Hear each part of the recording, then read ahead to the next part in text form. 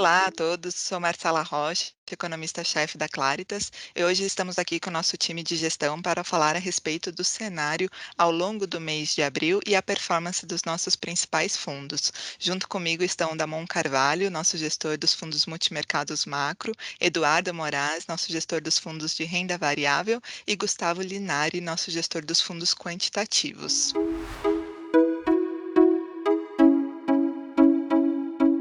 Antes de passar a bola para os nossos gestores, vamos falar a respeito do cenário macroeconômico do mês de abril. Começando pelo cenário internacional, o mês de abril foi mais um mês muito positivo para os mercados globais. Novamente, por conta do otimismo em relação ao crescimento global, a vacinação nos principais países e a perspectiva de manutenção da política monetária acomodatícia, as principais bolsas tiveram ganhos ao longo do mês de abril. O S&P nos Estados Unidos subiu 5,20%, as bolsas na Europa ganharam um pouco mais do que 4% e o MSCI Global subiu mais 4,5% no mês de abril. Sobre o crescimento global, as notícias favoráveis são generalizadas. Na Europa, nós tivemos o resultado do PIB do primeiro trimestre e foi confirmada uma contração da atividade naquele período. Essa contração já era esperada por conta dos novos lockdowns que foram anunciados na região, no momento em que a gente tinha aumento do número de casos, junto com mais medidas de restrição num processo de vacinação que era lento. Só que apesar dessa queda do PIB da zona do euro no primeiro trimestre, esse resultado não mudou as revisões para o ano, porque ao longo de abril nós tivemos boas notícias até mesmo na Europa. Essas boas notícias estavam relacionadas ao processo de vacinação ganhando força, a redução do número de casos de Covid-19 e alguns dados mostrando a resiliência da indústria. Os PMIs industriais na Europa já tinham melhorado e ao longo do mês de abril eles deram um novo salto indo para quase 63 pontos. Então, apesar da queda da Europa no primeiro trimestre, as perspectivas para o ano não mudaram, pelo contrário, o segundo trimestre de Europa deve ser muito favorável com esse controle, vacinação e a indústria sendo beneficiada pelas exportações globais. No Reino Unido e na China, as notícias continuam positivas e encorajadoras. O Reino Unido está com um processo de vacinação muito mais avançado e já consegue também flexibilizar e ter um plano de reabertura muito mais ambicioso do que o restante da Europa. Junto com essa vacinação ganhando força, a indústria no Reino Unido também já estava sendo beneficiada pelas exportações e até mesmo o setor de serviços por lá se recuperou. Com isso, as estimativas de PIB do Reino Unido continuaram sendo revistas para cima e tiveram um novo salto no mês de abril. Saíram de 4,7% para 5,5% entre o final de março e o final do último mês. Na China, a gente também teve divulgação do PIB do primeiro trimestre e o resultado confirmou a taxa de crescimento robusta de 18,3% na comparação anual. Essa taxa de crescimento ela é recorde para primeiros trimestres na China e reflete muito aquela base de comparação fraca. Só que quando a gente olha a abertura desse crescimento e os dados também divulgados ao longo do mês de março, a gente entende que a China ainda mantém um ritmo de crescimento importante e que indica um PIB no ano crescendo cerca de 8,5%. Claro que o crescimento deve mostrar moderação, mas ainda assim é um ritmo pujante que ajuda na recuperação global. Agora, o maior destaque mesmo de crescimento continua sendo os Estados Unidos. O PIB do primeiro trimestre confirmou que nos primeiros meses do ano a economia americana teve um desempenho mais forte do que todo mundo imaginava. Foi um crescimento anualizado de 6,4% no primeiro trimestre. Só para a gente ter uma ideia, no começo do ano, a expectativa para esse PIB estava rodando perto de 2,5%. Então, foi uma surpresa importante ao longo do primeiro trimestre, muito por conta dos pacotes fiscais que tinham sido aprovados no final do ano passado e também por conta dessa reabertura nos Estados Unidos que já vinha ocorrendo. Agora, o mais importante é que nos Estados Unidos a expectativa é de aceleração nos próximos trimestres.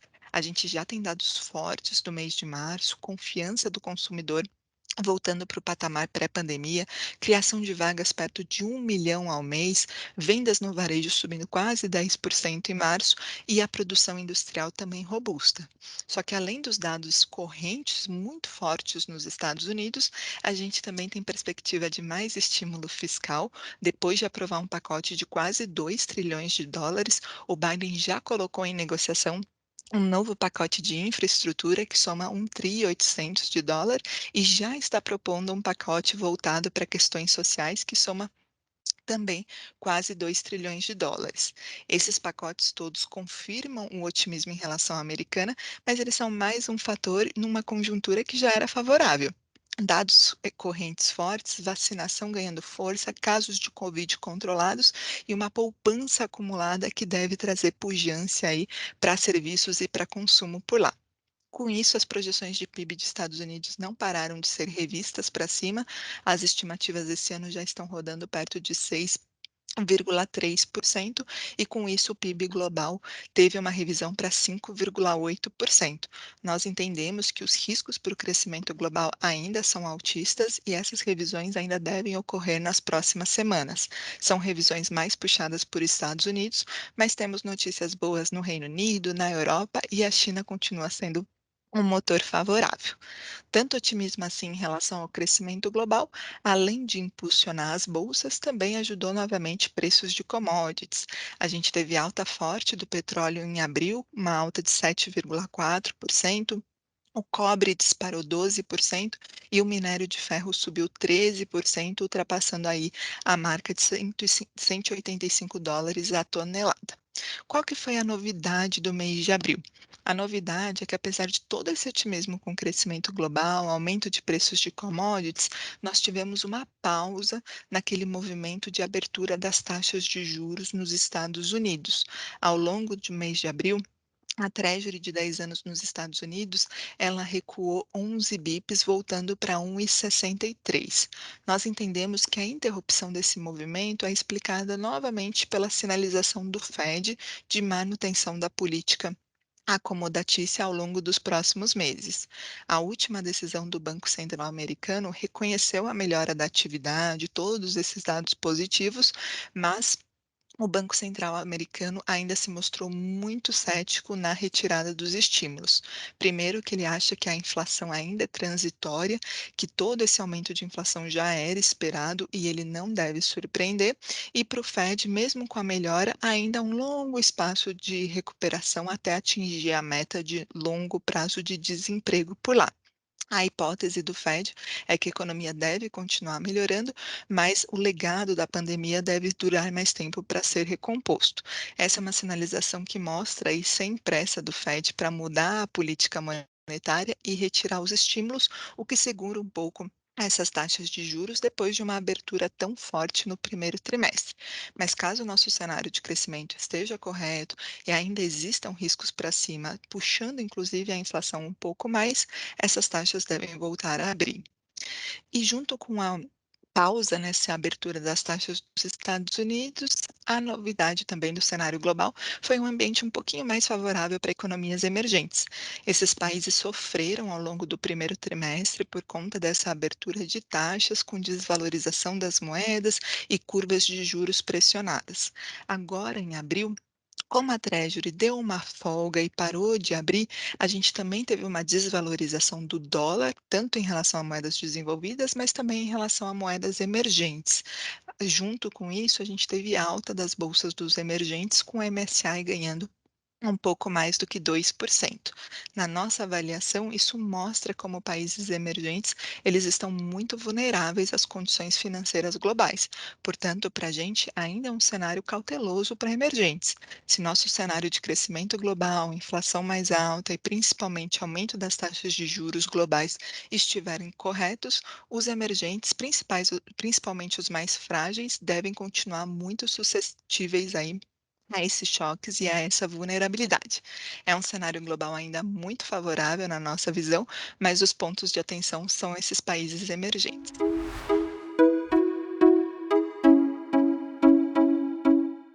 E falando em países emergentes, O nosso cenário doméstico aqui no mês de abril também teve um alívio e os nossos principais ativos tiveram ganhos. Além da bolsa ter a segundo mês consecutivo de alta, subindo quase 2%, o real teve uma valorização importante e a gente também teve fechamento das taxas de juros longas. Na nossa opinião, o que que explicou esse alívio e essa melhora dos ativos? Claro que o cenário global ajuda, contribui, tendo uma folga para emergentes, mas a gente também teve boas notícias domésticas. A primeira boa notícia foi o alívio em relação ao impasse do orçamento de 2021. A gente ficou ao longo do mês todo de abril, desde o final de março, discutindo qual que seria a solução encontrada para a aprovação desse orçamento, mas finalmente o Congresso e o governo chegaram a um acordo e decidiram que o presidente iria sancionar o orçamento, porém com vetos parciais. A solução foi o Bolsonaro vetar cerca de 20 bilhões de reais em emendas e também remanejar esse valor para gastos discricionários. Esse acordo foi viabilizado depois do Congresso também conseguir, como moeda de troca, aprovar um dispositivo na nossa lei orçamentária esse ano que permite o governo gastar sem colocar esses gastos no teto e nem na meta de resultado fiscal. Quais são esses gastos? Além de gastos para a pandemia relacionados à saúde, também ficarão de fora do teto e da meta os gastos com o Pronamp e com a reedição do bem, aquele programa de redução de jornada e suspensão de contratos de trabalho. Na nossa avaliação, essa solução para o orçamento, ela ainda enfraquece o debate sobre o teto dos gastos. É mais um gasto extrateto e todo o processo que levou a esse orçamento mostrou a dificuldade dos parlamentares e do governo reduzirem despesas obrigatórias e conseguirem cortar o que seria necessário. E além de enfraquecer o teto, todo o processo do orçamento também demonstrou como as regras fiscais atualmente não garantem uma estabilidade, muito menos uma redução da dívida. Só que mesmo com esses problemas, foi a solução mais favorável num momento de grande incerteza. Com todos os riscos que corrermos ao longo dessa discussão, tentando tirar Bolsa Família do teto, tentando colocar despesas obrigatórias fora, foi uma solução que trouxe algum alívio e tranquilidade. Ainda vai ser um tema discutido ao longo dos próximos meses, porque a execução desse orçamento ainda não é fácil e ainda terá disputa entre orçamentos de ministérios para conseguirem ter espaço no orçamento desse ano. A gente já vê brigas de ministérios querendo reedição para obras, Minha Casa Minha Vida, então a execução ao longo dos próximos meses terá trabalho, mas o alívio foi maior. Foi evitado um estado de calamidade, foi evitado uma ruptura do teto dos gastos e foi evitado colocar um montante que não era ilimitado fora do teto dos gastos. Além disso, a gente também viu uma volta do debate a respeito de reformas. A solução para o impasse do orçamento foi encontrada e instantaneamente o Congresso voltou a falar de reformas. É verdade que no Senado a discussão está em relação à CPI da Covid-19, um assunto que ainda vai fragilizar, ainda vai expor a condução do executivo durante a pandemia, mas na Câmara a gente tem o presidente Arthur Lira engajado em agilizar a reforma tributária e também a reforma administrativa. O Arthur Lira se mostra disposto em acelerar essas tramitações e poderia ser uma surpresa positiva a qualquer andamento mais rápido dessas duas reformas ao longo das próximas semanas. Nós avaliamos que a chance disso destravar é muito baixa, mas vamos prestar atenção porque agora seria a janela ideal de oportunidade. A gente tem um intervalo até a solução para o próximo orçamento do ano que vem, até a discussão sobre a redição de um auxílio, e a gente tem uma disposição de um presidente novo da Câmara dos Deputados querendo deixar um legado. Então, isso também trouxe ânimo ao longo do mês de abril para os ativos de Brasil. Além disso, a gente também não pode esquecer que houve uma melhora da pandemia no Brasil. Depois de a gente atingir o pior momento em termos de número de novos casos, óbitos e internações, ao longo de abril a gente viu uma redução desses casos de Covid no Brasil e principalmente uma melhora da situação das internações, tirando pressão do sistema de saúde. Os números ainda seguem altos, seguem em patamares desconfortáveis, mas com a menor pressão no sistema de saúde, várias cidades já voltaram começaram a reabrir e diminuir essas medidas de restrições. Essa melhora da pandemia tem dois fatores importantes positivos. Primeiro, porque tira a pressão também por mais gastos. Já foram aprovados gastos extra-teto, mas com a pandemia melhorando, cada vez menor a pressão para gastos adicionais. Além disso, a melhora da pandemia é uma boa notícia para a atividade, para o crescimento econômico. O Brasil tem surpreendido, os números divulgados até fevereiro foram bem melhores do que o esperado. Fevereiro nós vimos um IBCBR crescendo 1,7%, bem acima das estimativas iniciais e até mais forte do que janeiro. E o que surpreendeu é que essa alta foi puxada por serviços e por varejo, mesmo num momento em que já havia alguma piora da pandemia e principalmente já tinham o fim dos estímulos fiscais do ano passado. Esses números de janeiro e fevereiro já apontavam um risco altista para o PIB do primeiro trimestre, mas até mesmo as primeiras informações de março mostram que no pior mês da pandemia esse ano, no mês do recrudescimento e das medidas de restrições, o tombo da atividade não vai ser tão grande assim como a gente imaginou. Com isso, nós revisamos o PIB do primeiro trimestre para positivo, crescimento de 0,1%. Para o segundo trimestre, a gente vê uma queda do PIB. A pandemia ainda deve ter um efeito, as condições financeiras pioraram. E essa incerteza política não ajuda. Mas mesmo que essa contração ocorra, a gente entende que os riscos para a atividade estão altistas. Por quê? A pandemia melhorou agora e ela melhora no momento em que a vacinação acelera. As doses ofertadas no Brasil começam a aumentar a partir do mês de maio. Por enquanto, a gente não tem nenhum atraso nesse cronograma e tem até a possibilidade de aceleração de vacinação da Pfizer ao longo do segundo trimestre e principalmente do terceiro. E junto com essa vacinação ganhando força e casos controlados, ficou muito claro no Brasil que a mobilidade não é tão afetada mais, mesmo com ondas piores de Covid-19. E isso para atividade, para serviços e para comércio é um impulso importante. Portanto, nós avaliamos que tem sim risco do PIB esse ano crescer até mais do que 3,5%. Seria uma reavaliação importante do começo do ano, quando a gente falava em PIB em cerca de 2,8%, mas a gente coloca todo esse risco calcado na questão da reabertura econômica e de um processo mais rápido de serviços. Agora, para 2022, os riscos, na nossa opinião, continuam preocupantes. A gente mantém a projeção de 2% e a gente avalia que sem o impulso da reabertura, sem espaço fiscal, com incerteza em relação às eleições, dificilmente nós devemos crescer mais do que 2%. Por fim, outro fator que também é importante ao longo do mês de abril é a questão da decisão do Copom.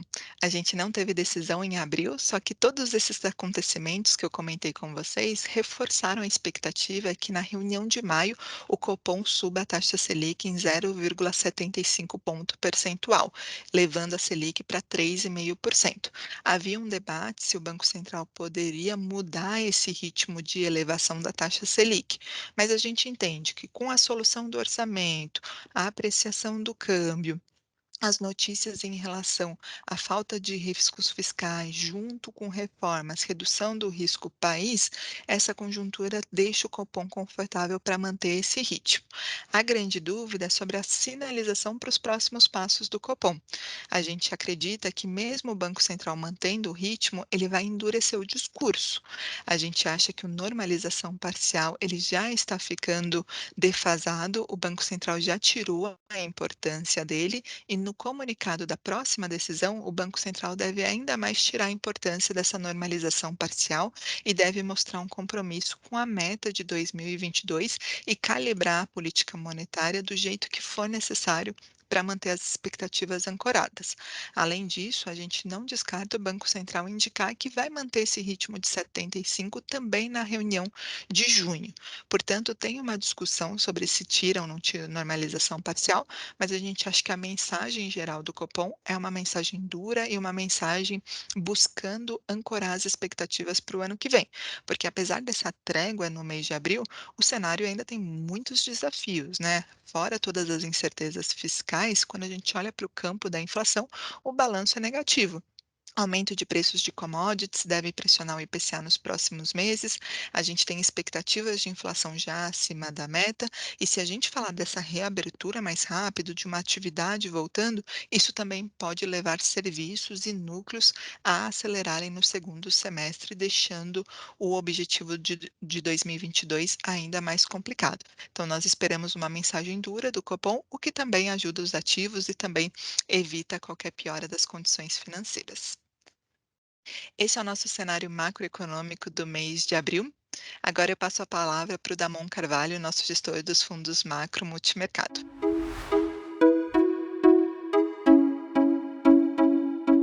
Obrigado, Marcela. Olá a todos, eu sou Damon Carvalho, Head e gestor responsável pelos fundos macro na Claritas. E a gente vai falar um pouco sobre a performance dos fundos Claritas Red, Claritas Total Return, Claritas Institucional, Claritas Inflação Institucional e Claritas Advisory no mês de abril. Bom, pessoal, acho que o mês de abril como um todo, como a Marcela, em cima do cenário base que a Marcela Rocha acabou de apresentar para vocês, foi um cenário que a gente teve um cenário mais positivo para os ativos de risco, com as bolsas globais voltando a performar muito bem, com as bolsas aqui no Brasil, de uma certa forma, tendo um mês bastante positivo, na sua maioria, em alguns setores, e a gente teve uma moedas emergentes, tendo uma performance bastante satisfatória, puxadas e lideradas também pelo real, e a gente teve um cenário aí de curvas de juros no mundo dando uma certa normalizada. Após atingir os picos das taxas de juros globais, da sua normalização com a Treasury americana tocando 1,75 ao longo dos meses de março e abril, a taxa de 10 anos americana acabou voltando um pouco no final do mês, mostrando aí um certo cansaço de normalização das curvas neste primeiro momento, mesmo com as curvas de crescimento global continuando a ter níveis bastante acelerados, a gente continuar a ver um cenário bastante otimista para o cenário global de crescimento puxado pelo crescimento americano, nós conseguimos ver uma certa normalização das curvas de juros, o que deu um certo impulso adicional ainda para as bolsas globais. Então, a gente teve um cenário bastante otimista para a alocação de risco, e não foi diferente aqui no Brasil em temas, principalmente os temas ligados mais ao cenário externo. Como a Marcela comentou, a gente teve aí temas como commodities continuaram a ter um cenário bastante favorecido, isso favoreceu bastante as moedas de países emergentes e também os setores ligados a commodities nas bolsas emergentes, e não foi diferente aqui no Brasil. Tivemos as curvas de juros de longo prazo, principalmente aqui no Brasil também, após um período, principalmente um período de passado o imbróglio com o orçamento no Brasil, a gente teve uma certa calmaria por este sentido, e começamos a voltar a discutir sobre reformas tributárias e administrativas que voltaram à pauta aí ao longo das próximas semanas. Isso é positivo para o cenário, nos deixa mais animados aí para o terceiro trimestre, para o cenário de Brasil. Assim como a Marcela também comentou, a gente tem um cenário de atividade que no primeiro trimestre foi mais positivo do que a gente esperava, transformando aí o nosso PIB para o ano de 2021 um pouco mais positivo. Isso tudo nos deixa um pouco mais animados, achamos que também um grande divisor de águas tem sido a evolução das compras e da vacinação aqui no Brasil, que tem acontecido de uma maneira mais satisfatória, assim como no mundo, Estados Unidos bem avançado e alguns outros países também bem avançados na sua da vacinação das suas populações.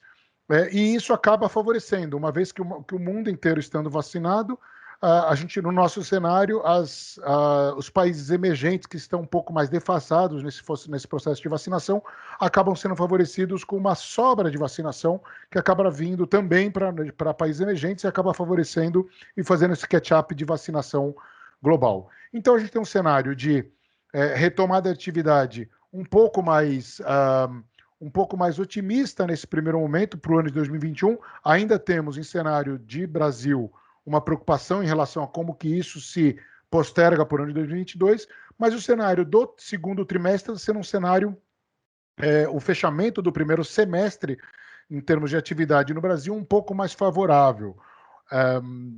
E também com um cenário mais perspectivo de inflação nos deixa um pouco mais animado aí para a alocação de ativos de risco.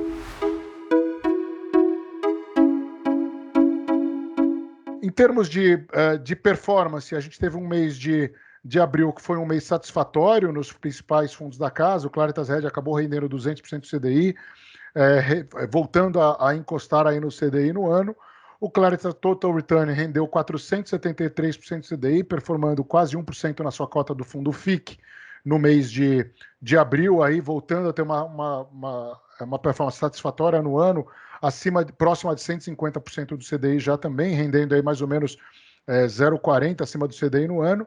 O Claritas Institucional, assim como o Claritas Advisor, acabaram rendendo próximo ao CDI ao longo do ano, ao longo do mês, e aí recuperando aí um pouco do seu espaço em relação ao CDI no ano, assim como o Claritas Inflação Institucional.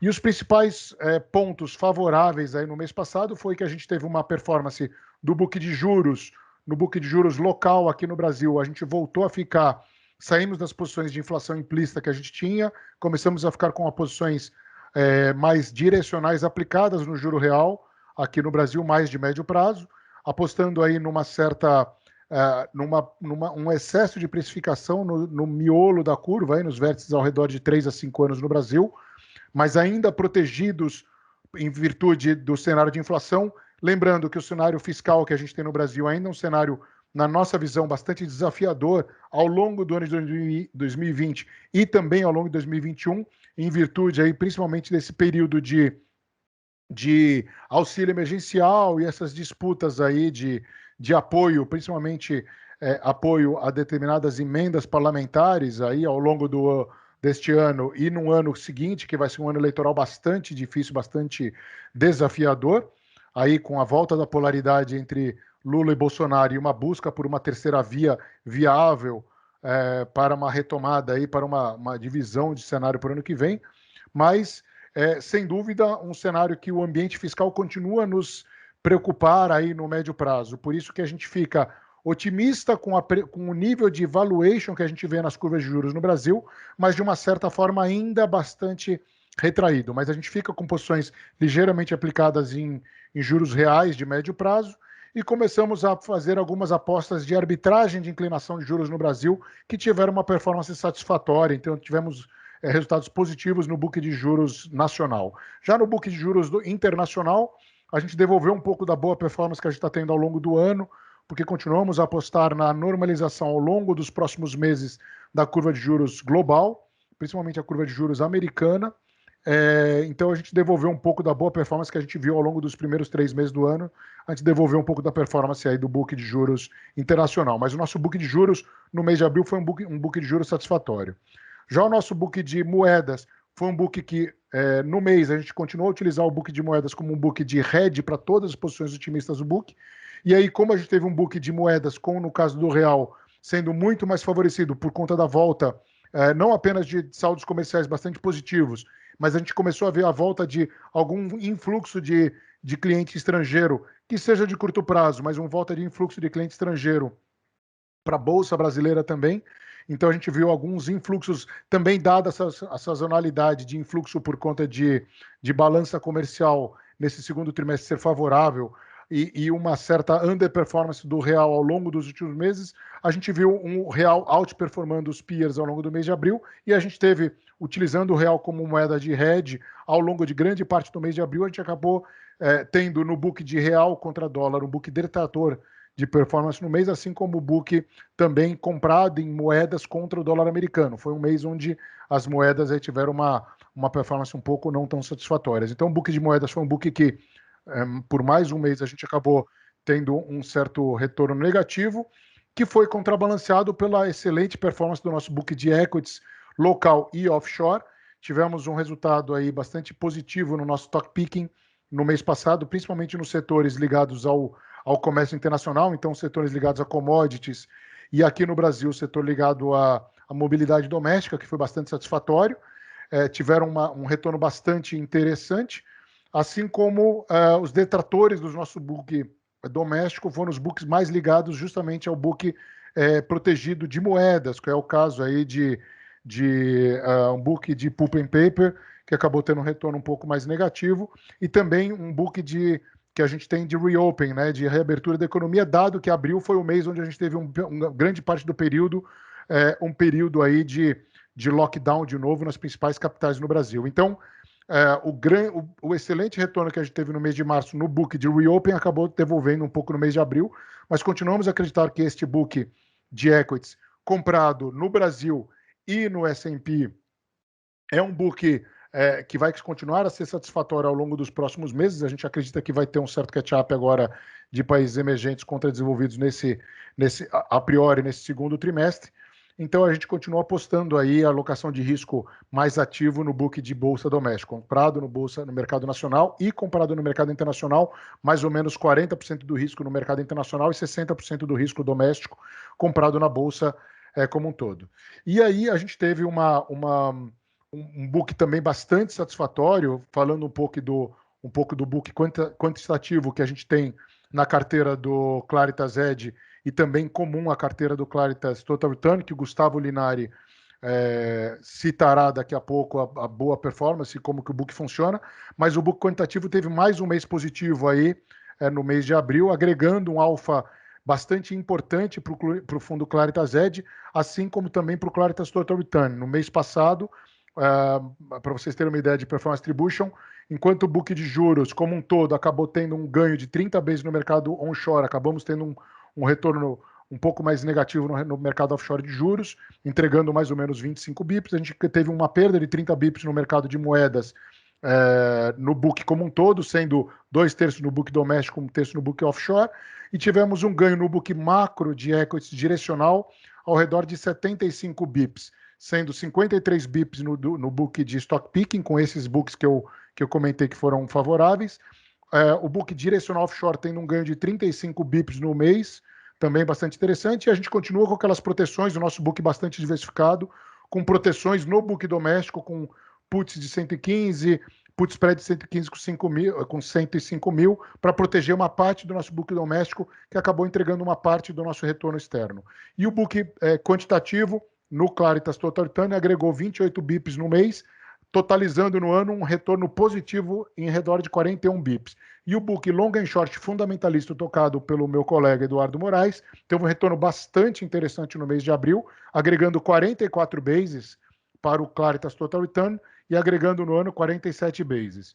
Com isso, mostrando aí que um book bastante diversificado do Claritas Total Return teve um retorno bastante excelente em mais um mês, voltando a ter uma performance positiva ao longo do ano, com essa diversificação de portfólios entre book macro, book long and short fundamentalista e book long and short quantitativo, com essa característica bastante diversificada e mostrando aí a assertividade de distribuição de risco-retorno no fundo.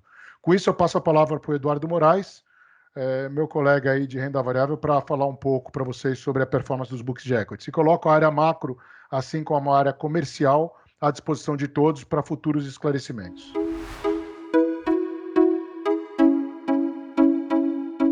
Obrigado, Damon. Meu nome é Eduardo Moraes, eu sou gestor de renda variável da Claritas e hoje nós vamos falar do Claritas Long and Short, Claritas Valor, Claritas Long Bias, também do Claritas Total Return, que tem uma parcela da estratégia Long and Short na sua carteira. Tá? A performance desses fundos no mês de abril foi um mês, de uma forma geral, muito positiva para os fundos. Tá?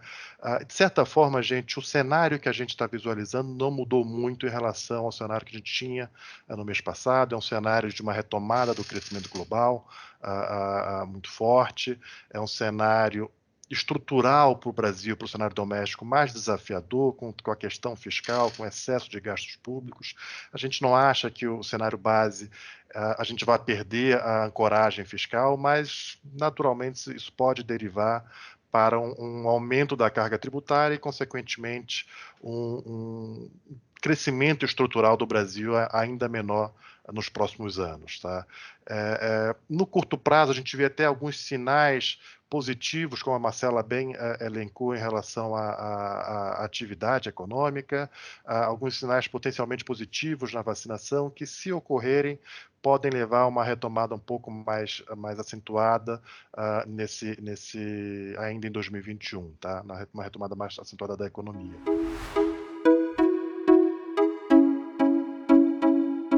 Vamos falar um pouquinho da performance dos fundos de uma forma geral. Eu vou dividir aqui com vocês alguns poucos slides, onde a gente vai tratar desses fundos, começando aqui pelo Claritas Long and Short. O fundo apresentou uma performance aqui de 1,45% no mês, 700% do CDI no ano, uma performance de 1,48% ou 214% do CDI.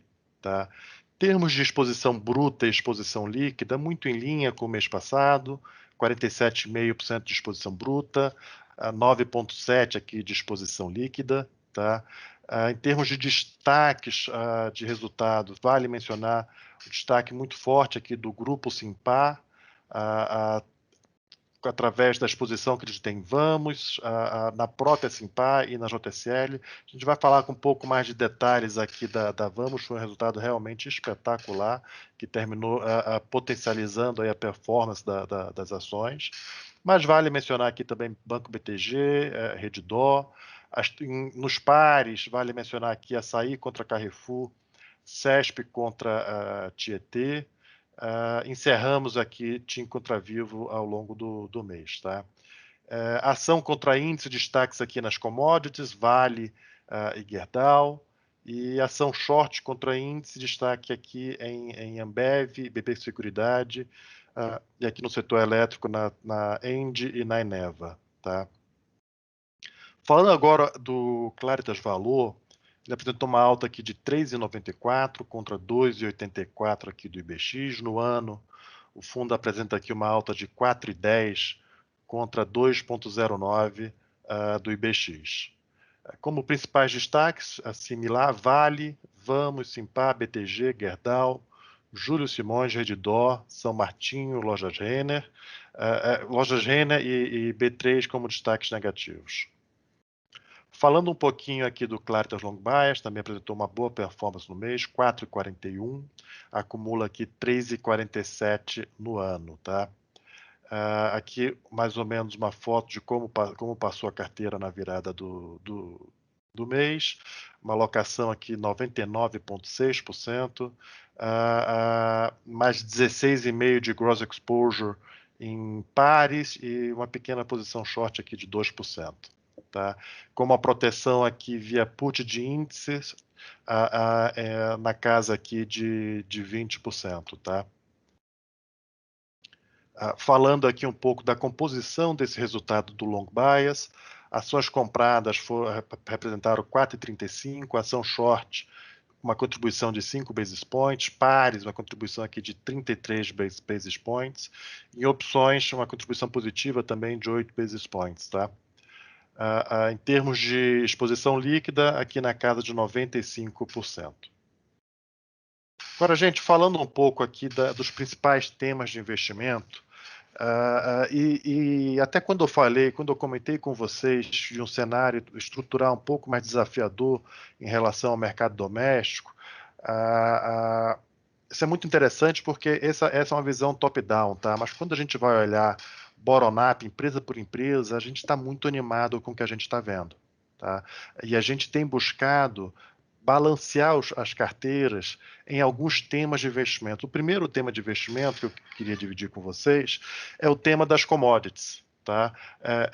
Esse tema ele tem como pilares a retomada do crescimento global, tá? Que é um cenário muito positivo para as commodities. A gente pode perceber aqui as principais commodities, por exemplo, o petróleo.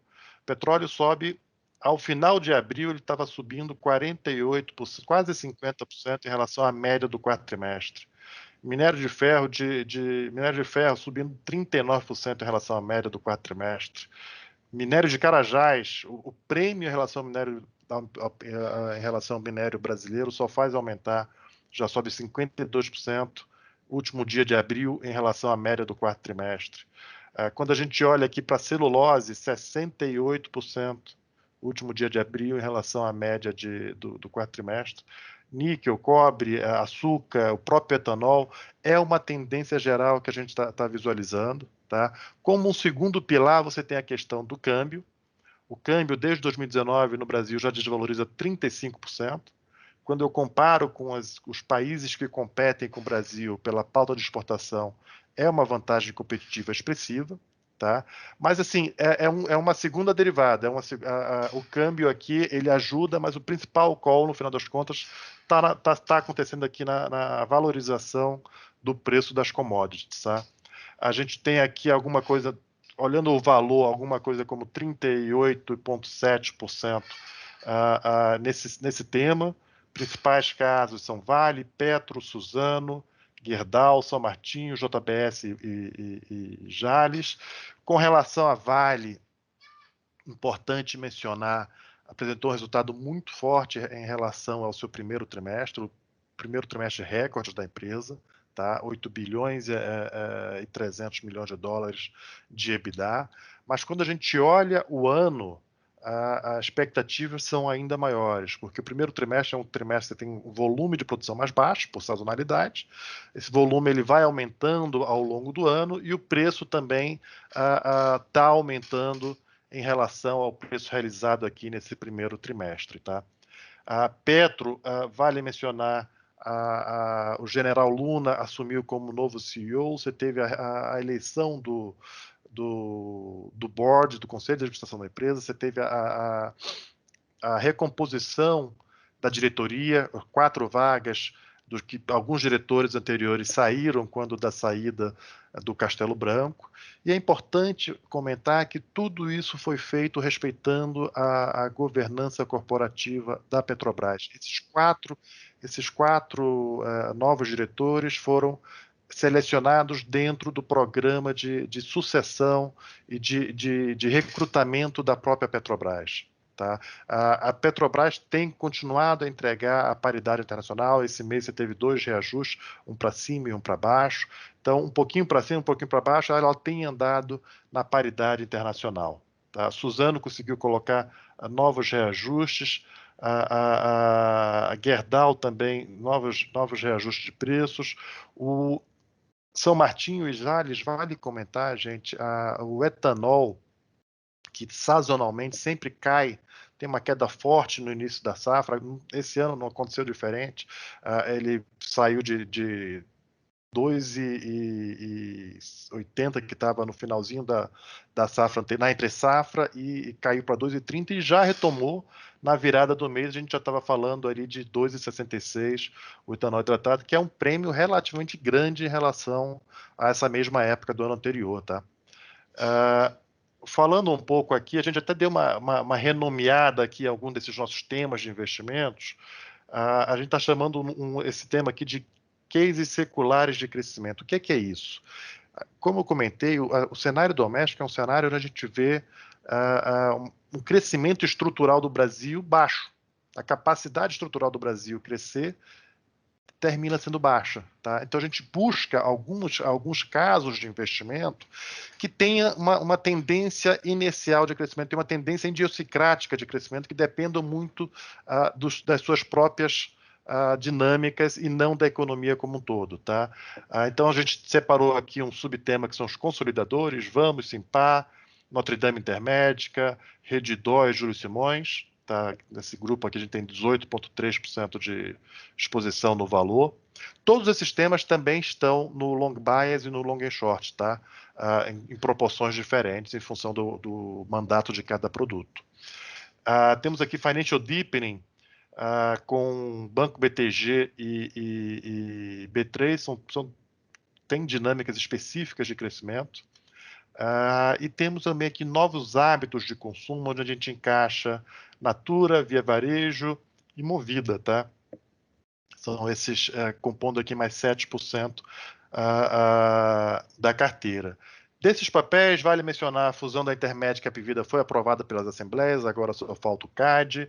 A Redditor fez 2 novas aquisições, muito interessantes esse modelo de negócio, onde não foi leilão, os donos dos hospitais escolheram a Redditor como parceira. Então, a Redditor compra 51% desses hospitais e a família e os antigos controladores permanecem no negócio com 49%, tá? Mostrando aqui uma certa flexibilidade do modelo de negócio da Redditor para atrair ativos muito interessantes. BTG Pactual comprou a Fator Corretora, na sua estratégia aqui de expansão digital. A Movida apresentou resultados muito bons, mas de boa qualidade, tá? Com crescimento do modelo do Business Core, de Rent-A-Car e de GTF muito sólidos. E a JCL conseguiu aí melhorar os resultados ano contra ano. Primeiro trimestre que ela consolida o trimestre inteiro, as últimas 2 aquisições. Tem outras 2 que estão no pipeline para serem consolidadas em breve. Tá? Uma nova gestão, acho que tem muita sinergia a ser extraída aqui no caso da JCL, e a gente imagina que é um crescimento que ele vai acontecer através de captura de sinergias dentro do que já existe e através de crescimento inorgânico também, através de novos M&As. Passando aqui para um outro tema que a gente está falando aqui, que são os temas de valor, tá? Aqui vale comentar a CPFL. A CPFL tinha um risco relevante no radar, que era o reajuste das distribuidoras. As 3 maiores distribuidoras da CPFL têm reajuste por IGPM. O IGPM agora está com a variação anual de 31,5%. Tá? A gente estava preocupado um pouco com o impacto tarifário que isso teria. A ANEEL conseguiu, através de uma negociação e buscando tudo que ela poderia tirar no setor em termos de modicidade tarifária, um pouco do setor de transmissão, um pouco de algumas verbas regulatórias. Ela conseguiu baixar uma tarifa que seria 19,5% para 9,85%, foi o caso aqui da CPFL Paulista, um impacto muito menor para o consumidor, mas para a empresa ela teve o seu equilíbrio econômico financeiro garantido. Então é como se ela estivesse tendo esses 31% de IGPM, o que dá uma aceleração muito forte no EBITDA da empresa e no lucro da empresa, tá? Adicionalmente, a CPFL anunciou aí R$1,5 de dividendo, que é 50% do payout em relação ao lucro de 2020. Só isso já deu um pouco mais de 5% de dividend yield. No caso da Sabesp, aqui um pouco de mixed feelings, no sentido de que o leilão da SEDAI foi um sucesso absoluto, tá? Sob qualquer métrica que você compare SEDAI com Sabesp, você vai chegar que a Sabesp deveria estar valendo 2, 3, 4 vezes o valor que ela tem de mercado hoje, tá? Mas o que eu digo mixed feelings é que a Sabesp potencialmente entrou, ela tem uma opção de entrar em um dos consórcios. Então, no final das contas, ela está indo no sentido inverso.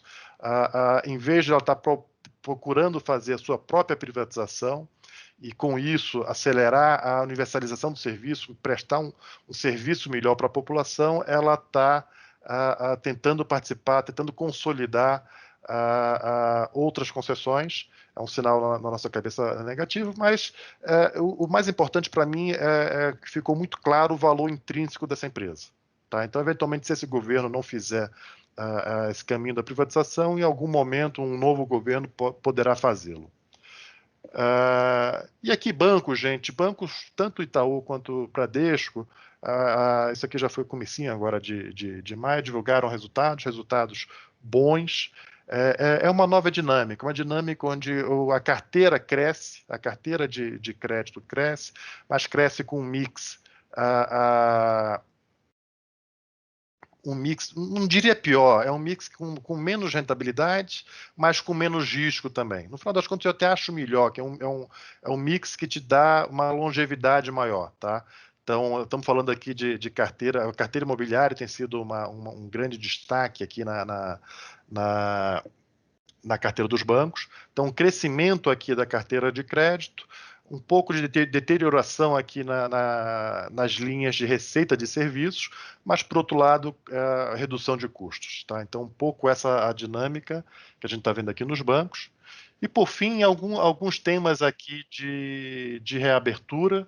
Eu diria que Lojas Renner, Exetec e JHSF são os 3 principais que a gente classifica aqui como temas de reabertura. A Lojas Renner fez um aumento de capital aqui de R$4 bilhões, buscando capital adicional para acelerar a sua dinâmica aqui de digitalização, criar um ecossistema aqui de moda e lifestyle. E a JHSF apresentou resultados operacionais muito fortes, com destaque, na minha opinião, para as vendas do Boa Vista Village. O Fazenda Boa Vista apresentar boas vendas, assim, é chover numa molhada. Aquele empreendimento já foi um grande sucesso. Mas vejo com excelentes olhos as boas vendas do Boa Vista Village, vendeu 229 milhões. Com isso, viabiliza essa nova frente, esse novo empreendimento da empresa, tá? Sim, gente, e por fim, eu tinha ficado de comentar aqui da Vamos, que eu acho que de fato foi um resultado muito forte e foi um contribuidor importante para a performance do fundo no mês. Aqui é um caso que a gente vê uma empresa ainda muito pequena, tá? Num potencial de mercado enorme, com vantagens competitivas estruturais, tá? Que até então estava tendo o seu crescimento, que já vinha de forma muito acelerada, tá? Ela estava tendo seu crescimento limitada pela sua capacidade financeira. Ela faz esse IPO ainda no primeiro trimestre, tá? E consegue entregar quando eu estou olhando aqui o CAPEX, isso aqui é compra de caminhões que serão alugados, caminhões e equipamentos agrícolas que serão alugados. Então, quanto mais eu crescer aqui, maior estou crescendo o meu negócio. Tá? Então, a gente está falando que ela cresceu 2,4 vezes o que ela fez no primeiro trimestre do ano passado. Ela, nesse primeiro trimestre, ela conseguiu comprar 990 milhões, fazer 990 milhões em investimentos, que é 77% de todo o valor que ela fez em 2020. Essa é uma empresa, gente, que vai crescer entre 2 ou até 3 vezes. Ela vai duplicar ou triplicar o seu tamanho em 2021. Tá? Então, de fato, aqui é um caso de aceleração de resultado muito forte. Lembrando aqui que ela está conseguindo fazer isso ainda com um mix melhor, que está crescendo 30% aqui a receita líquida do aluguel dos equipamentos e 51% a receita líquida com serviços. Tá? Então, os serviços que têm uma margem agregada melhor está conseguindo crescer ainda de forma mais acelerada em relação à receita de aluguel. Tá? Então, é um caso que a gente gosta bastante, está aí em todos os nossos fundos. Era isso, gente, que eu tinha para dividir com vocês. Eu vou passar agora a palavra para o Gustavo Linari, que é o gestor aqui do nossos fundos quantitativos. Gustavo, a palavra está contigo.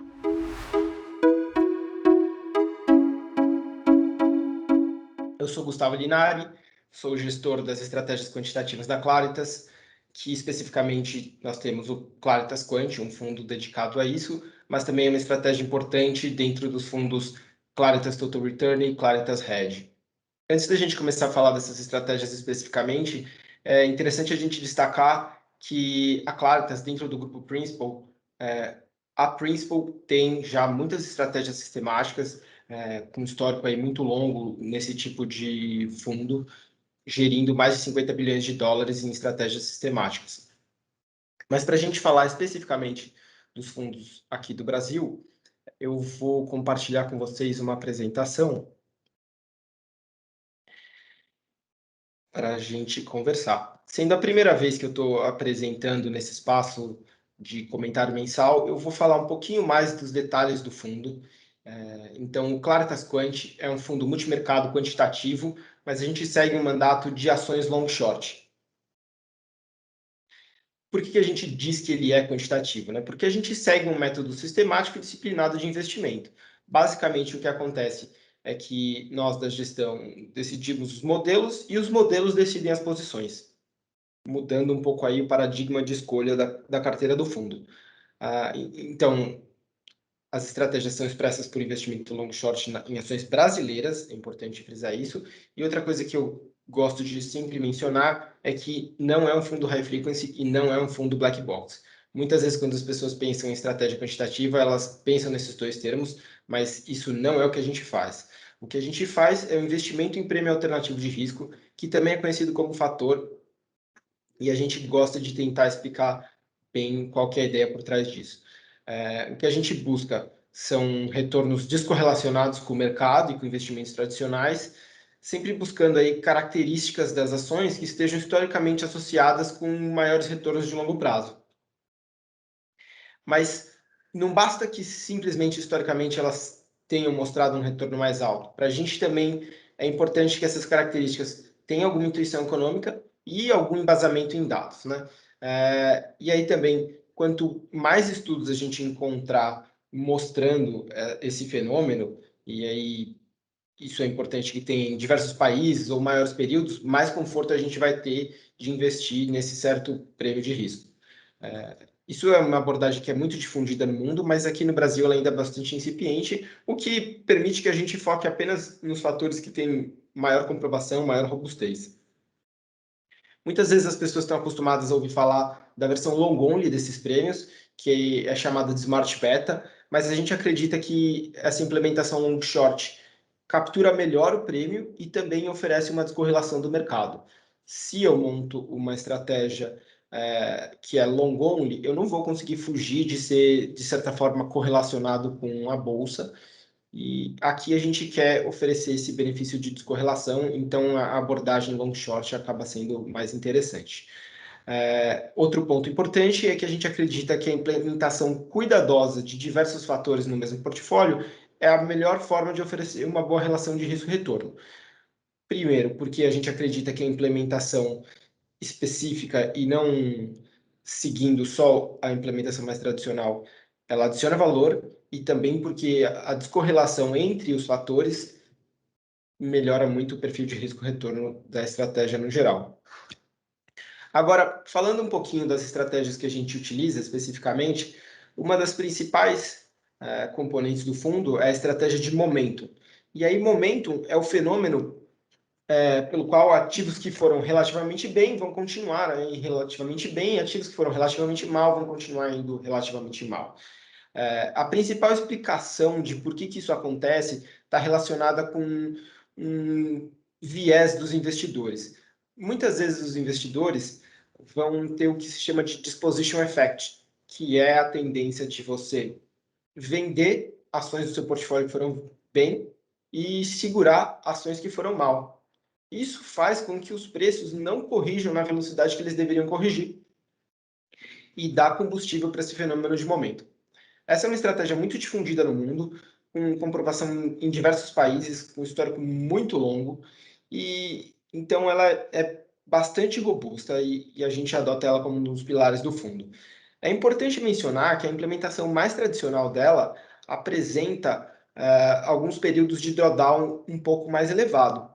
Se você for seguir a implementação tradicional, você poderia ver na estratégia de momentum quedas de até 40% em alguns períodos. Mas a gente escolhe utilizar uma abordagem que é um pouco mais dinâmica, é uma abordagem um pouco mais otimizada, e aí nessa abordagem mais otimizada, no gráfico central desse slide, vocês podem ver, essa estratégia tem um perfil de drawdown muito mais comportado, com drawdowns máximos aí na casa de 15%, o que se a gente estiver pensando dentro de um fundo bem diversificado, acaba sendo bastante razoável. E o mais interessante é que essa estratégia otimizada, além de melhorar muito o perfil de drawdown, ela ainda diminui a volatilidade da estratégia e aumenta o retorno esperado. Então, claro, a gente opta por essa abordagem mais otimizada. Outro pilar do fundo é a estratégia de valor. E aí é importante a gente mencionar que existe uma grande diferença entre o valor quantitativo e o valor discricionário.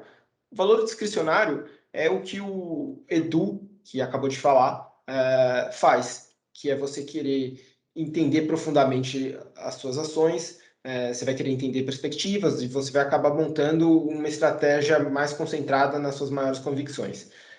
Isso é muito diferente do que a gente faz aqui com o valor quantitativo. No valor quantitativo, eu estou realmente preocupado em olhar o que é mais barato, o que é mais caro, vou vender o que é caro, vou comprar o que é barato, e aí pode ser mesmo por múltiplos ou outras métricas que a gente utiliza. E aí eu me defendo de não conhecer profundamente as ações, fazendo isso de uma forma bem diversificada. Aqui também tem um ponto que é importante da gente comentar, que normalmente, se vocês forem ler alguma matéria sobre investimento em fatores, muitas vezes quando estiver falando de valor, vai estar falando do fator em price to book. Essa é a implementação mais tradicional, mais clássica, mas a gente, até por experiência de mercado, sabe que esse não é um múltiplo que é muito seguido para investimento. É muito mais olhado um múltiplo de resultado, né? Então, se a gente estiver olhando aí um price to earnings, né, o preço-lucro da ação, e a gente montar uma estratégia em relação ao price to earnings, em vez de montar em relação ao price to book, a gente consegue ver nesse slide, né, nesse gráfico do slide, como a estratégia montada em relação ao price to earnings teria uma performance muito superior a essa estratégia de price to book, que seria mais tradicional. E aí, é importante mencionar que dentro do Claritas Quant, a gente, obviamente, acaba optando por utilizar mais as estratégias que estão mais ligadas a resultados do que a uma ótica de balanço. Outras duas estratégias importantes dentro do fundo são as estratégias de liquidez. Então, aqui, a lógica por trás dessa estratégia, se você for pensar em duas ações idênticas, só que uma ação é líquida e a outra ação é ilíquida, claro que você ia preferir investir na ação que é mais líquida, se elas forem idênticas.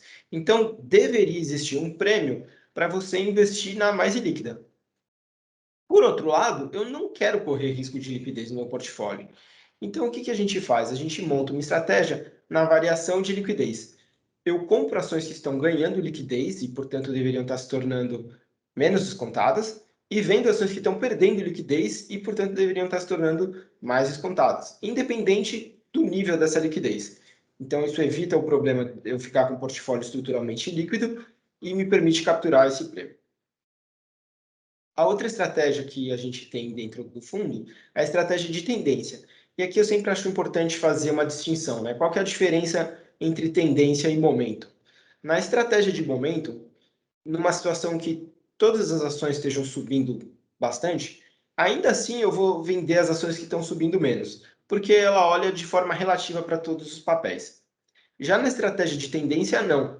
Eu estou olhando para o papel em relação a ele mesmo.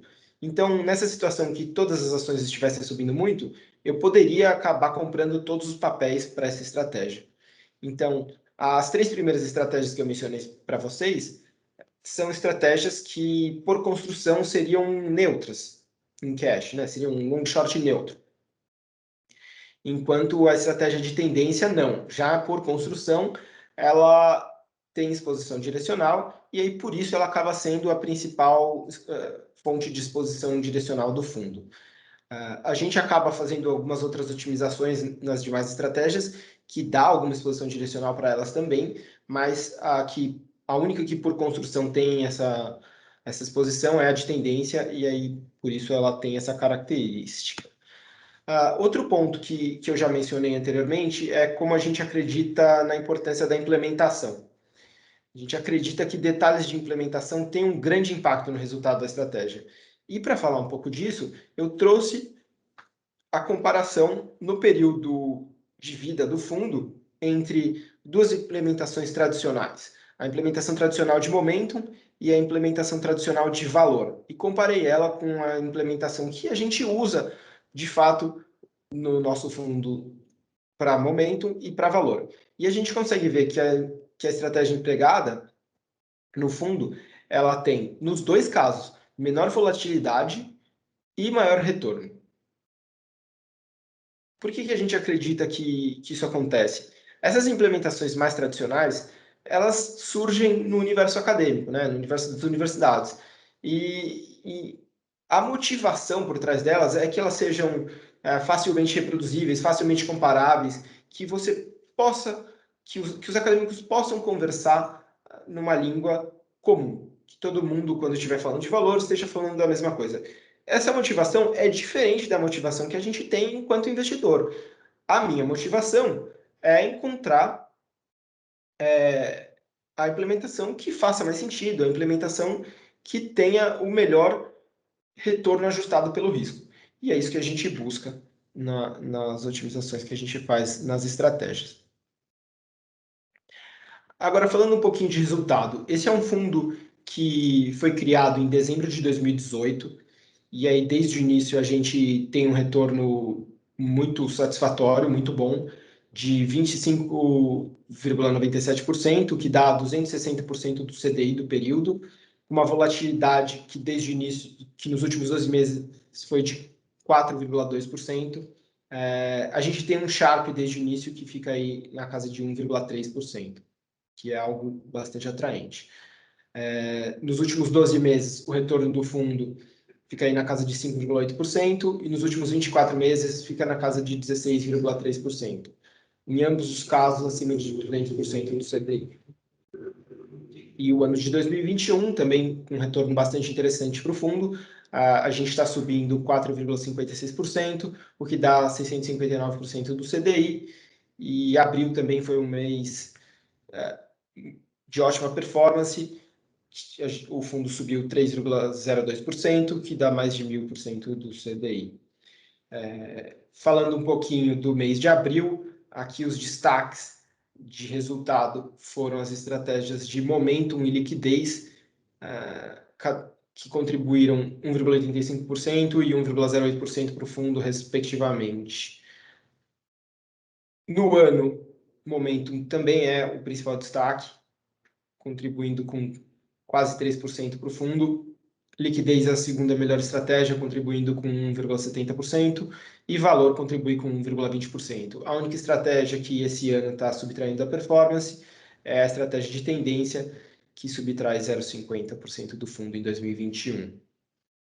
Falando um pouquinho de exposições, o fundo começa maio com uma exposição bruta que fica aí na casa de 85%, e uma exposição líquida que subiu em relação à exposição que a gente tinha em abril. Então, a gente vai para maio com uma exposição comprada na casa de 16%.